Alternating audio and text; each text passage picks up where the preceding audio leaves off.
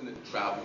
I've traveled all over the Middle East, from Syria, Dubai, Lebanon, Jordan, Qatar, Saudi Arabia, and I've also traveled extensively throughout Europe, like France, Belgium, Germany, and so forth. I was actually born in France. I came to this country when I was 3 years old. But, throughout my travels in the Middle East, one of the things that I noticed is that unless you were highly educated or you were a scholar, the average person had never heard of Malcolm X. They didn't know who he was. And this is in Islamic societies, in Muslim countries. They were unaware of who Malcolm X was. But then when I traveled to Europe, France, Germany, Belgium, all over, people were very well aware of who Malcolm X was, and they were very excited. And it was to the extent, about 2 years ago, I was in France, and I was getting off the plane, and they had a red carpet out, literally. When I stayed in a hotel, they played the movie Malcolm X all night. And when I went out to eat, me and my people went out to eat 4-star, 5-star restaurants. They would shut the hotel down, and only me and my people could get in. And everyone was Malcolm X, Malcolm X. They were very proud. But it was interesting because here it is in the Muslim countries and the Islamic societies, people don't have any idea of who Malcolm X is. But then when you go to the Christian countries, the secular societies, the societies where they tell you there is no God, people are very well aware of who he is. And this is interesting, but this is something that is by design. Just like in school, we have a holiday for Martin Luther King. We celebrate him. And this is because this is the way the system wants us to be. They want us to turn the other cheek. They don't want us to fight back. So they celebrate Martin Luther King, but they don't celebrate Malcolm X.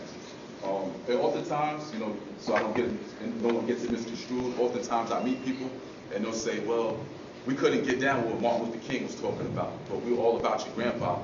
And sometimes I meet people that, they're pro-Malcolm X and they're not what Martin Luther King was talking about. But I believe that both Martin Luther King and Malcolm X were just as significant. They can be considered to be on opposite sides of the spectrum, where Martin Luther King, he was a Christian, Malcolm X was a Muslim. Martin Luther King preached, turn the other cheek. If somebody strikes you, give them the other cheek to strike. This is a tactic that he had adopted from Gandhi in India.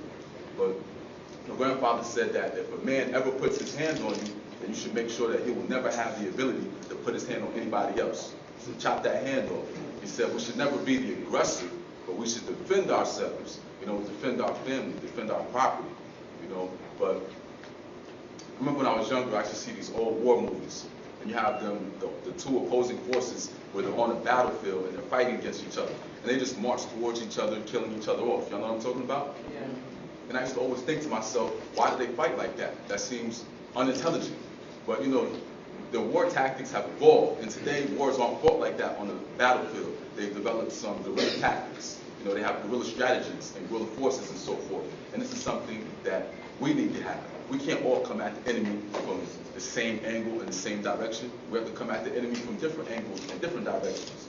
So one of the things with Martin Luther King's movement, the non-violent movement, one of the things about it is I take into consideration the time period. And this was at a time when television was just becoming more popular. Not a lot of homes had television. So through the television, in Martin Luther King's movement, he had his people out there protesting non-violently. And it was being televised. So at a time when America was trying to portray the image to the rest of the world that they were trying to fix the race problem, when they actually weren't, they were exposed to the television. Because now all over the world, you have people seeing Martin Luther King's people out there protesting non-violently, yet they're being sprayed with high-powered hoses, and dogs are being sicked on them.